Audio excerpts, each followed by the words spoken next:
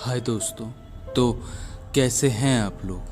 देखो, फिर मैं लौट आया एक और सच्ची डरावनी कहानी के साथ।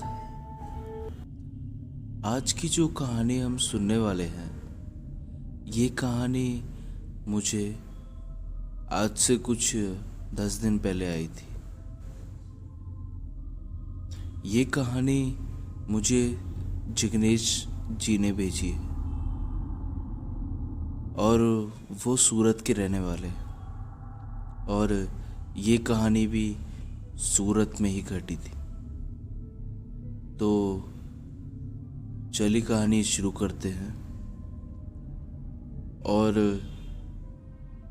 ये कहानी जो मैं सुनाने जा रहा हूँ, ये कहानी को हम जिग्नेश की पर्सपेक्टिव से सुनेंगे।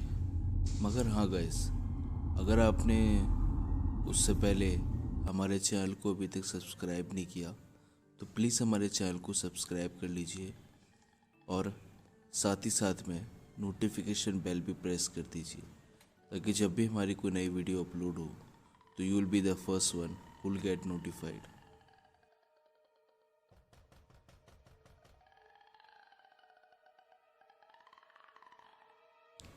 और हाँ, एक बात और, हम हर हफ्ते कम से कम 4 वीडियोस अपलोड करते हैं। तो अगर आप उन लोगों में से हैं जिसे हर दिन एक कहानी चाहिए, तो our channel is a right place for you.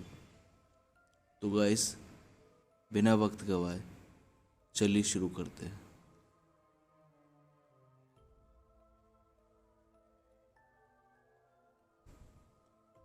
और guys, for the better experience please use your headphones just for the sake of listening.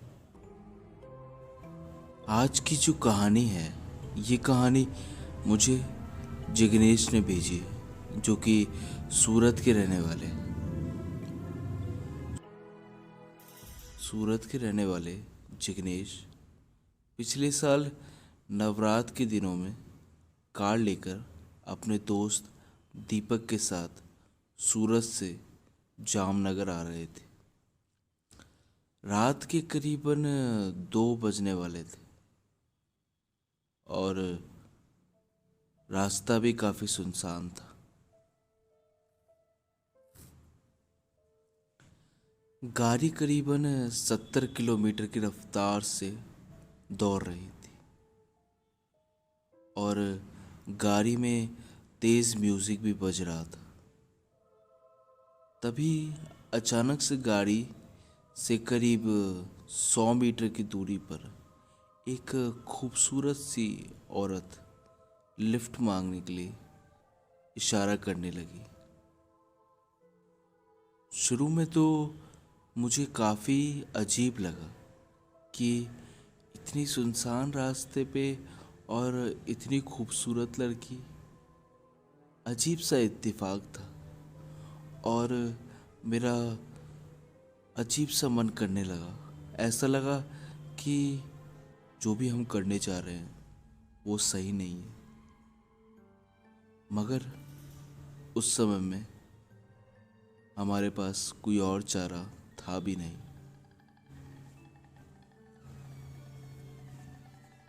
Jignesh गाड़ी चला रहा था, जबकि दीपक उसके बगल में बैठा था। औरत को देखते ही जिग्नेश गाड़ी धीरे करने लगा। इस पर दीपक ने उससे टोका कि आजकल हाईवे पर इस तरीके की कई औरतें मिलती है, मगर हमें गाड़ी नहीं रोकनी चाहिए। ज़्यादातर औरतें लूटपाट के इरादे से गाड़ी में बैठती हैं, इसलिए तुम गाड़ी मत रोकना। पर जिग्नेश नहीं माना। उसने औरत के बगल में जाकर गाड़ी रोक दी। कहाँ जाना है आपको? जिग्नेश ने पूछा। जामनगर जाना है मुझे। औरत का जवाब आया।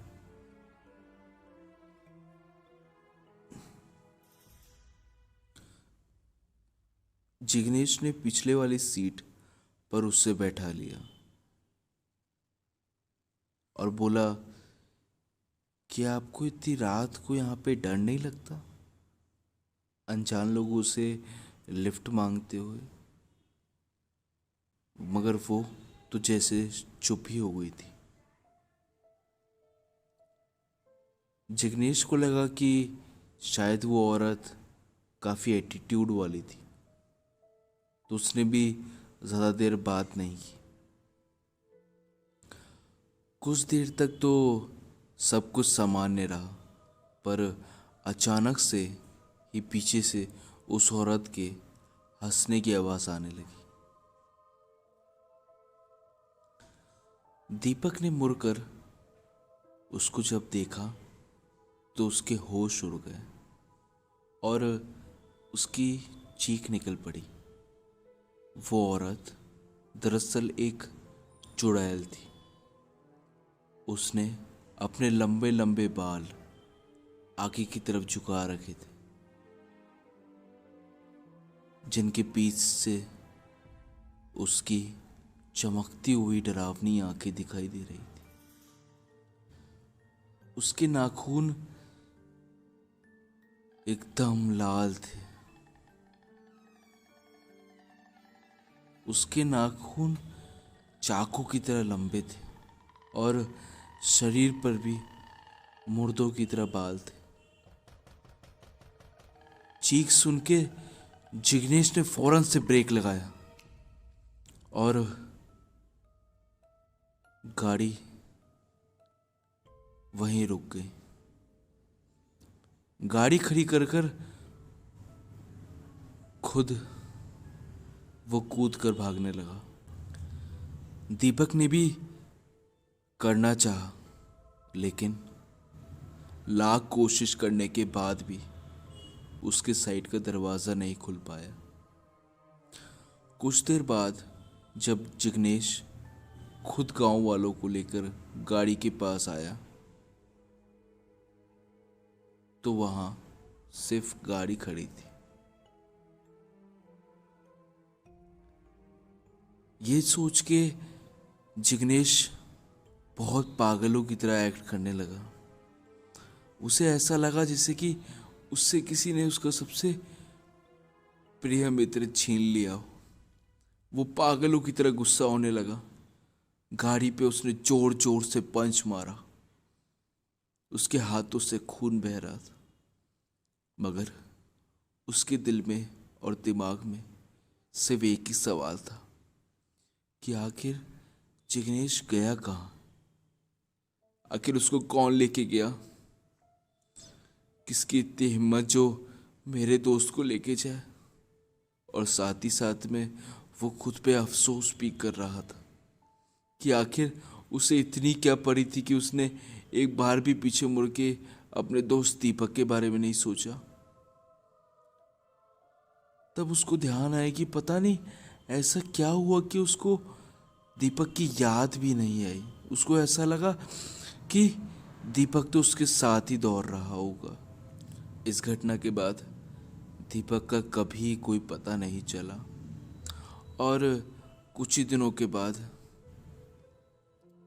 जिग्नेश अचानक से बीमार पड़ गया और उसकी अनचाही तरीके से मृत्यु हो गई।